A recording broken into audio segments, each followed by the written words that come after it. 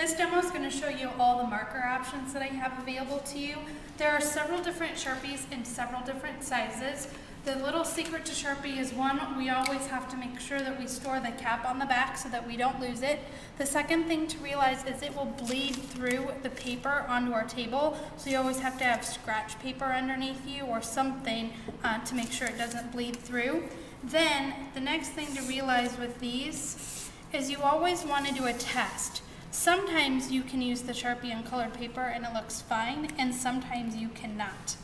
The paint Sharpies, the trick to these is that they act just like a paintbrush, but we can never push down really hard, so make sure you're always flowing. And it can do what's called a holographic line, so you can go from very thin to thick, but we don't want to ruin the tips. I have 100 different colors available for you, and then with these you always want to check the number. I generally have 2 kits out at once, so you can find the same number for you and your partner to work with. Lastly, I have pens in white, gold, and silver. When you get these, they need to be stored flat, and then you shake them once or twice. If you shake them over and over again, they will explode and become unusable. They're also about $5 a piece. We need to be very careful with the tip of these markers. And then this is for detail. The nice thing is this goes over top of almost any supply that I have you use within this class. This video is going to explain all of the painting options. The first thing is that you can put paint in your individual cup. Each student gets one, so make sure to put your name on it and always wash it out. You can store paint in these from class time to class time. I also have plates available for you to use, but those do need washed at the end of each class. Or one of my personal favorites is to just get some chipboard, because at the end of the class I can just fold this in half so the paint's on the inside, and then I can throw it away as long as I'm throwing it away into a trash can that's got a black garbage bag.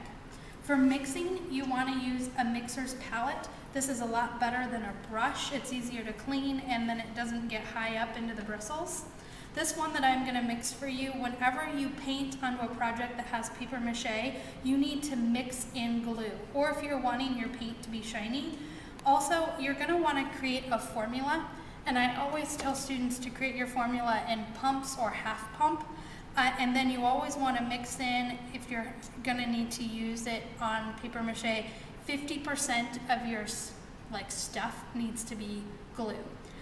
When you mix, you will notice, so this was half a pump of turquoise and half a pump of yellow.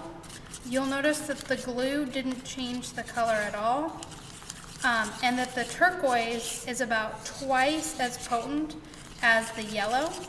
I will help you figure out the color that you need to mix, so when you're needing to mix a color, don't try it on your own, just come ask me for help. It will save you a lot of time and anxiety. Then if I go over here and mix, this time I have white paint versus glue, and again it's 1 squirt white, 1 squirt yellow, half a squirt turquoise, and you're going to notice this time that I'm going to get a different color because the white does interact obviously with the rest of the paint. So kind of just to give you a visual comparison. You can paint with the palette knife. To do that, you take a swatch of paint sideways so that you have like this little roll of paint. And this is a nice, clean way to do letters or lines. I have brushes available for you, but the line is always going to be just slightly thicker than the brush. You scoop up the paint. You want to have drawn already where you want the paint to go. And then to fill it into this space, I want you to notice that this size brush made that thick of line, and then paint will show up the same no matter what color paper you have. Sponges are another choice. This is not for detail work, but for like mass covering. I have big handled brushes. I also have rollers, and then I have paint cups for you. The lid comes off. You can store water in one side, you can store brushes as you're working, in the other side. And then we always transport these with the lid on and the brushes in the holder to the sink. When you wash a brush, 100% of the paint has to come off so that the water is running clear, and then they can be put and stored away. This as well will need to be rinsed out and then put in the drying rack.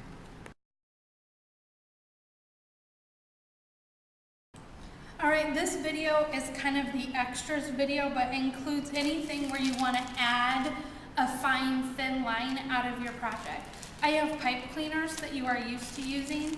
I have different size twine, and I have different size wire. And then I also have, in order to make all this work, drill kits. Anytime you are using any of these supplies, even though I know it is just a pipe cleaner, I've had someone get one of these in their eyes before, so we do use safety goggles. Then the first thing would be how to use the drill. This is just a hand crank drill. To open up the mechanism, you just hold this and then uncrank slightly. In your kit, you will have 4 different drill bit sizes, so pick out the size hole that you need. Then you hold this as well to tighten. Very important, you can drill through the table, and I know like 13-year-old, 14-year-old instinct will be to try to see if that is true. Do not do it. You are responsible for putting holes in the table. When you want to drill, you need to hold your project off to the side. The drill goes straight up and down. And then, without a partner, I'm not sure I can do this. Oh, yep. Once the drill goes through, then you can hot glue any piece that you want to into the space, whether that be a pipe cleaner, or wire, or whatever.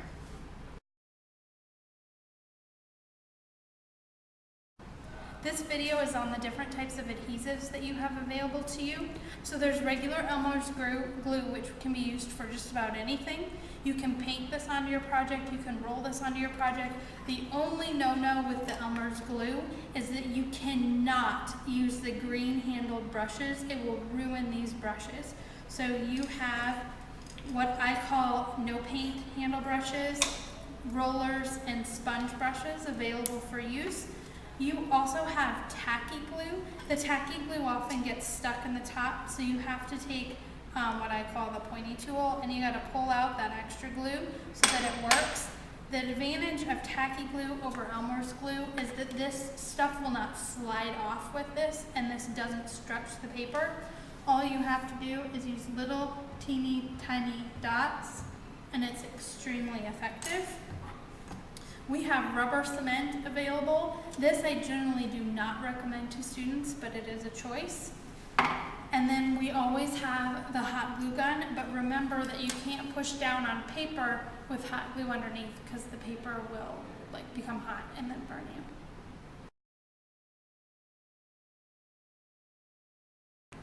This video tells you just a couple of other real textures that I have available. One of them is I have fluffer fill, which is just basically like a cotton ball. You can spread it out really thin. You can paint over this. The first thing that you do is you have to put down some just straight up Elmer's glue onto your project. You squish this in place, and you want to make sure that Elmer's glue is really, really thin. If you have a bunch of Elmer's glue, it will turn this really rough to the touch. And then you just need to wait for the glue to dry, and the next class time, if you need to paint over this, you can.